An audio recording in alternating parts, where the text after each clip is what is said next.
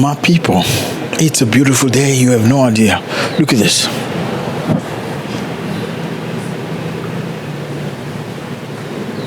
Do you see that? Okay. I'm gonna show you some more later and trying not to make too much noise. You know, if somebody does you wrong in life, what do? You can't confront them, you can't fight them, you part ways, right? Do you forget? I know a lot of people talk about forgetting, forgive and forget, right? Do you forgive and forget everything? If somebody trying to destroy your character, trying to destroy your means of income, trying to destroy your livelihood, do you forgive and forget? I don't think so. I think you should be very aware. If you've been in trouble with somebody in the past, you've experienced difficulties with somebody, you will be a fool to think that just because he probably said sorry, you should forget. If somebody close to you has done you wrong, there are different types of wrong, right? There is a wrong that's really absolutely nothing, and there is a calculated wrong with the goals of making you fall, whether they're close to you or not. Do you forgive and forget? I'm sorry, but I find it very immature and very unprepared for a human being to forget completely what somebody's done to you. And I'm not saying you should make people pay. I'm saying you should always be on your guard, because human beings are very dangerous. If they missed you in the past, big chances are, in the future, when they come closer to you, they will not miss you this time. What's up, everybody? I hope you're doing good. It's a beautiful day. Thank you very much for stopping by. I'm trying to be not loud. You're very much appreciated. My name is Zack. Your first time, hey, thank you. Please join us. We like you here. This is where we get the news from Africa. You want to know about South Africa? You're at the right place. You want to know about Nigeria?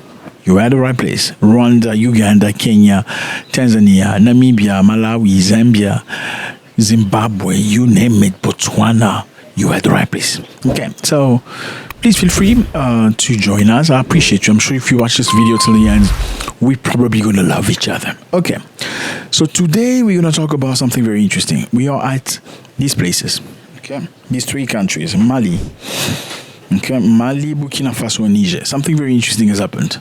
What has happened? Now, people from Mali are being refused visas to Europe because they are refusing their brand new passport. What's the story with the brand new passport? Mali, Burkina Faso, and Niger, these three countries, as you see on the map, decided a few months ago to remove themselves from a group of countries named ECOWAS. These are ECOWAS. ECOWAS are a bunch of, West African countries that come together supposedly to help each other. In reality, it's not really that. So there's some sort of an open border policy. They all share one passport, but the passport is ECOWAS, but each country has its name on it. If you're an ECOWAS passport holder, you can go to each of these countries with no issue, no visas. However, the issue that we see here, these three countries, Mali, Burkina Faso, and Niger, pushed themselves away from ECOWAS. Why did they do that? Because in three of these countries, they removed forcefully their president. Why did they do that? Because those presidents were working for the interest of the West and not the interest of the people. So because those presidents were stealing and they were allowing France to come and steal stuff, take minerals at a very cheap price, they finally say, we've had enough, okay? Let's do this our own. They removed the president. They didn't remove the president through elections. They removed them by force. Now, after removing them by force, what happened? All these other countries of ECOWAS were angry at them. Why? Because these other African countries get sponsored by Europe. So Africans have a union. They have like a meeting, like a board where they come together to discuss. However, they get sponsorships from European countries. This afternoon is to explain our position to the European Union, what has informed the various measures that ECOWAS has taken, and the collaboration we seek from all our partners. As you know, the world is a global village.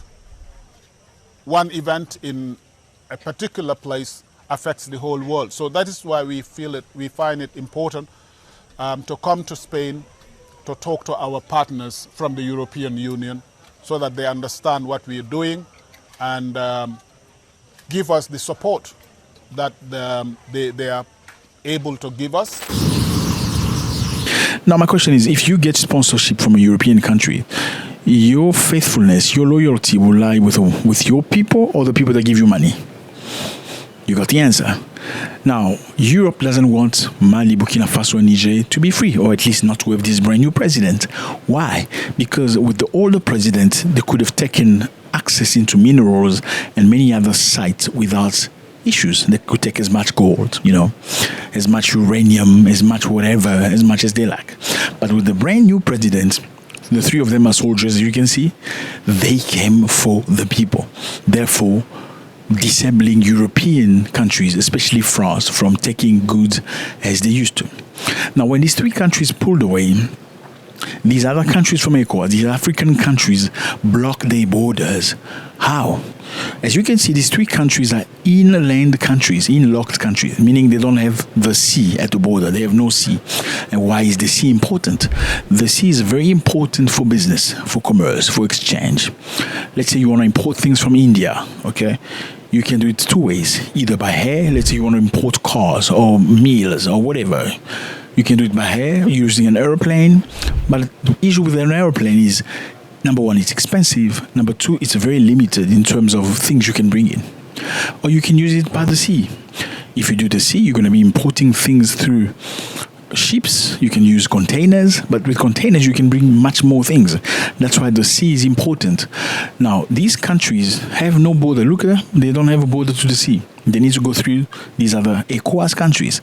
Now, because these three countries decided to topple the president, ECOWAS countries blocked the exit to the sea and entry, so they couldn't get any goods coming into the country and any goods going out the country.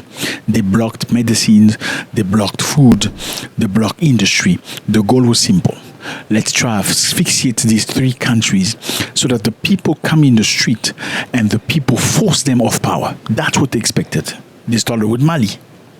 Unfortunately for them, people of Mali were very supportive of the brand new government because they knew the brand new government was coming with things that are very new and very good for them.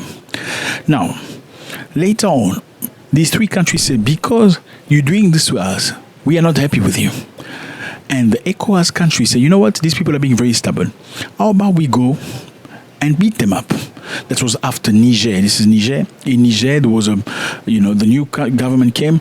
They toppled the previous president, whose name is Mohamed Bazoum, and these presidents of these countries were very pissed off. They say, how about we come with a force, because these guys are stubborn, they think they're a big shot. How about we bring a force together and go topple the new guys in Niger and reinstate Mohamed Bazoum? They had a meeting after an African country toppled whoever the president was for the interest of African countries. And these other African countries have come together to organize an army or force to go and topple them. So Mali, Burkina Faso, and Niger were very touched, they were very upset because they are struggling with terrorism. There's never been a day these ECOWAS countries say, okay, we can go to this country. How about we pull a force together to go and topple and destroy the terrorists? Never one day they've done that. There've never been a day where they say, let's go destroy terrorism in these countries. But because they decided to topple their president, then they brought in a force with contingent, with logistics, with money. So they were very disappointed. That is when they say, okay, because you're going to menace one of us, if you dare set your feet in Niger, you're going to be declaring war against us. We refuse to apply these illegal, illegitimate and inhumane sanctions against the people of Niger. We warn that any military intervention against Niger will be considered as a declaration of war against Burkina Faso and Mali. That was the drawing line. That's when they say, you know what? Actually, my brother, I don't think my brother is an African. Okay, we're really sorry. That's the truth. Okay, you must remember. Your brother is not necessarily somebody that looks like you. Be very careful. your brother will always push you forward. It doesn't matter. Your brother could be somebody of a different place. I'm sorry. We're only trying to bring our people together because we are born from the same nut. But the truth is, you will meet your brothers as you go through life, and they will prove it to you. They say, because these African countries, they always call us brothers, brother, hey, my brother, but they are ready to put a force to come and destroy us. Let's kick them out. Then they say, okay, from now on, Mali, Burkina Faso, and Niger are out of ECOWAS. We're not part of your group anymore. Thank you very much. We don't want anything to do with you. They pulled themselves away. Then they printed a passport, okay, for the three of them. Brand new passport lately. That was to signal that we're done with you. Now, the issue is what? These countries have had people that try to apply for visas, trying to travel to Europe. And the European countries are now refusing them visas, saying that their passport has been not authenticated. Let me repeat myself. These countries' citizens who have brand new passports, some of them even have, visas that are valid from an older passport, from an ECOWAS passport. Let's say your ECOWAS passport is lost or your ECOWAS passport is finished and you need a brand new passport so you can travel back to Germany because you have a German passport, German Schengen visa. You go to the German embassy to ask for visa, or a French embassy. They say to you, no, sorry, we do not recognize this passport. What does that mean to you? It means very simply, we're trying to make you pay back for choosing your own people. We're going to make you pay back for kicking us out from taking, access to your minerals. We're going to make you pay back from all the money we used to make from you. Now, Mali and France have gone on and off, okay? The Malians will refuse visas to France. Air France at some point to refuse to fly over Mali. Mali say, you know what? Okay, thank you, bye-bye. So right now, they are going through it. Embassies say we have not been told about these brand passports. How do you resolve this? Tell me. What does this mean? Should these countries also refuse access to the French who are trying to come for tourism or whatever, just as a reciprocity? Like, who are these countries to establish what passport is legal and which one is not? Who are these countries from Europe to establish which passport in Africa is recognized and which one is not recognized? If a brand new country said this is our passport, this is our... So there was one authority, one of the ministers or something, that sent somebody for their own purpose to travel somewhere in Europe. I don't know what they're doing in Europe, but they were refused a visa because that passport is not authenticated. And this is the situation right now. Well, what I have to say to you today is this one. As this goes through, I think the message is very simple. As you try to free yourself from the shackle of slavery, it's going to get tough. As you try to liberate, and this is valid of everything, whether you're looking for a brand new job, whether you're looking for new opportunities because your boss is an asshole, whether you're trying to move away from something that used to be good to you but not good anymore, you are going to go through something difficult. But it doesn't mean you need to give up. It doesn't mean you need to look behind and say, my life was much better behind. Let me just return where I come from because I'm not going to go through this. Well, trust me, Mali, Burkina Faso, and Niger will go through difficult time. They're going to make it very difficult. How? When they said, we will not use ECOWAS passport anymore, we're out of ECOWAS, they allowed the ECOWAS people to come in their countries like they used to with no visa. So you can come to our country, no problem. But ECOWAS people to make them pay, say, from now on, your people need a visa to come in our countries. As you go through life to try to find yourself, to find your destiny, you're going to find a lot of ambush, a lot of difficulties, especially people who used to utilize you, to use you in the past. They get very upset with you. People used to manipulate you, to get access to you, to use you for their purpose. As soon as they realize that they cannot use you the way they used to do in the past, you become the enemy.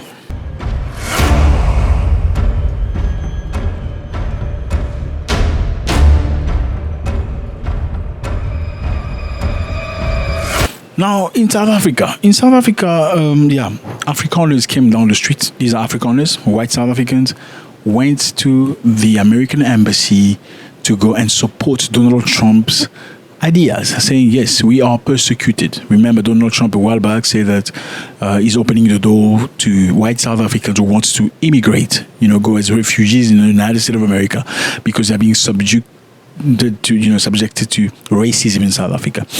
Many South Africans went to the United States Embassy in South Africa with banderoles, with stuff saying that they're very happy that Trump will recognize how they feel. So that's what it is. Mr. Trump, thank you so much for noticing that and help making South Africa also great again. So even though in a speech in the parliament this week, President Cyril Ramaphosa said that forced removal of any people from their land will never be allowed in South Africa again after millions of blacks were dispossessed of their property. So they understand, black people understand what it feels like to take the land. Nobody will see the land taken back by force. So my question is, why does Cyril Ramaphosa have to say that? Like, forceful, land will not be done. Is he doing that just so he can show up a good image because he doesn't want South Africa to have issues? Let me just remind you here, South Africa benefits also from AGOA. AGOA is a project from America that allows many African countries to export food and many other diverse things into the United States at a very cheap price with no tax. South Africa is one of the biggest beneficiaries in Africa of AGOA. Now, unfortunately, many people feel like AGOA has been used as a way to manipulate Africans. If you don't do things the way we want you to do, we take away AGOA. If we ask you to say A and you say B, we take away AGOA. So that's been a leverage that America uses in many things. America, even though they have blocked aids to South Africa, aids that benefit black people in South Africa, especially people that live with HIV, they've blocked that because there's this perception that most of the people with HIV in South Africa are black. Therefore, to punish black, it sounds like, to me, I don't know how you feel about that, they've cut off the aid. However, they haven't stopped AGOA, which is mostly benefited by white people in many instances. Let me know how you feel about this. It was a great pleasure. God bless.